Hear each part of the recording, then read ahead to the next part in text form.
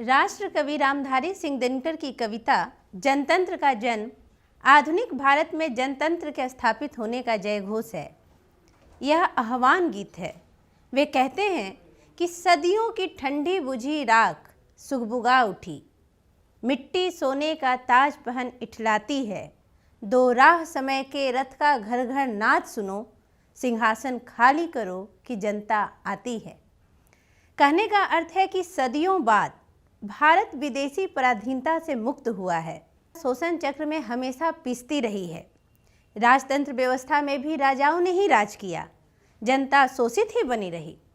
भारतीय जनता का वर्णन सदियों की ठंडी बुझी राख से किया गया है, किंतु अब इस राख में सुगबुगाहट उत्पन्न हो गई है।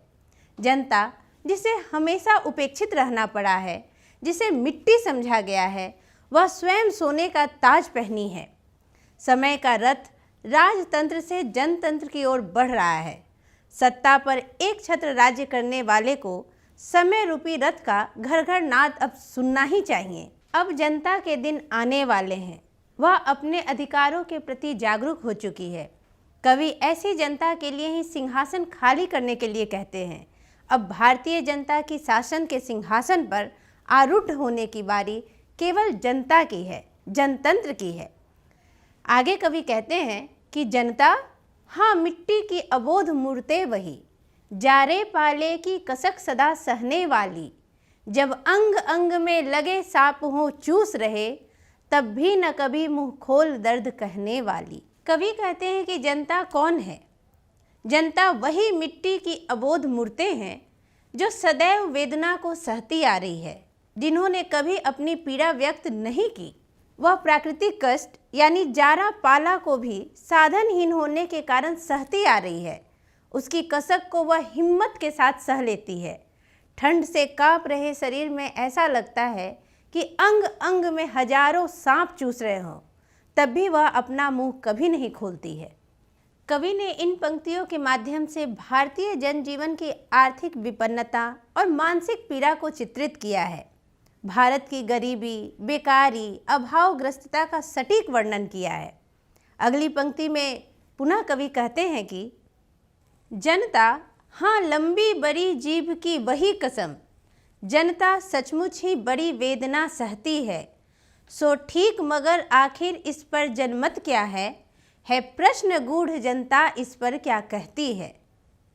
जनता वही है जो असह्य वेदना को सह रही है। वही जनता जिसके विषय में बड़ी बड़ी बातें की जाती हैं। कहा जाता है कि जनता कष्ट सहती है, वह क्या कहती है यह जानना चाहिए, आदि लंबी लंबी बहसें, आश्वासन, ये सारी चीज़ें जनता को दी जाती हैं। पर वास्तविक स्थिति यह है कि ये मात्र छलावा है, जिससे जनता बार बार छली गई है।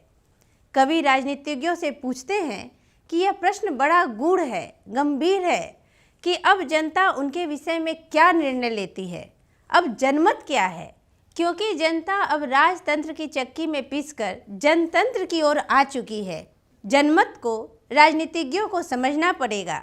वे समझ रहे हैं कि मानो जनता हो फूल जिसे एहसास नहीं, जब चाहो तभी उतार सजा लो दोनों में, अथवा कोई दूध मुही जिसे बहलाने के जंतर मंतर सीमित हो चार खिलौनों में। कहने का अभिप्राय है कि जनता कोई फूल नहीं है जिसे किसी प्रकार का एहसास नहीं है। जब चाहे आप दोनों में सजा ले, अर्थात जब चाहे सजा ले और उतार ले। यहाँ दोनों शब्द प्रतीकात्मक है। एक अर्थ है फूल रखने की टोकरी और दूसरा अर्थ है आजकल की बदलती राजनीतिक पार्टियाँ। जनता कोई खेमा नहीं बदलती, जनता भोली भाली होती है। यहाँ जनता का महत्व बताया गया है। भोली भाली जनता का नेतृत्व करने वाले उसे दूध मुही बच्ची समझते हैं, जिसे बहलाने के लिए उसके सामने खिलौने रख दिए जाते हैं, अर्थात कई प्रकार के प्रलोभन दिए जाते हैं। लेकिन होता भूडोल बवंडर उठते हैं, जब जनता कोपाकुल हो भ्रिकुटी चढ़ाती है। दो राह समय के रथ का घर घर नाद सुनो, सिंहासन खाली करो कि जनता आती है। वास्तव में जनता इतनी नासमझ नहीं है।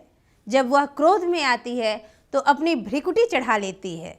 यहाँ कवि ने जनता की अपार एवं अजेय शक्ति को बताना चाहा है। जनता जब प्रतिवाद करती है, व्यवस्था के खिलाफ विद्रोह करती है, तब सत्ता में भूचाल आ जाता है, बवंडर उठने लगते हैं, राजनीतिक गलियों में हलचल मच जाती है। समय का रथ अब जनता ने मोड़ दिया है। राजतंत्र एवं अधिनायक तंत्र समाप्त हो चुका है। अब सिंहासन पर जनता स्वयं आरूढ़ होगी। जनतंत्र का भाग्योदय निश्चित है। हुंकारों से महलों की नींव उखड़ जाती, सांसों के बल से ताज हवा में उड़ता है। जनता की रोके राह समय में ताव कहाँ, वह जिधर चाहती काल उधर ही मुड़ता है। कवि कहते हैं कि जब जनता हुंकार भरती है, प्रबल वेग में आती है, तब सिंहासन ही क्या, बड़े बड़े महलों की नींव उखड़ जाती है। जनता की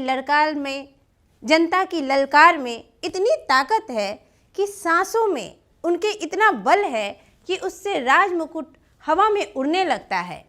अब समय में इतना ताव नहीं है, इतनी हिम्मत नहीं है कि वह जनता की राहों को रोक सके। सामान्य से दिखने वाली जनता के सामने समय भी झुक जाता है। जनता क्रांति के मार्ग पर बढ़ चुकी है।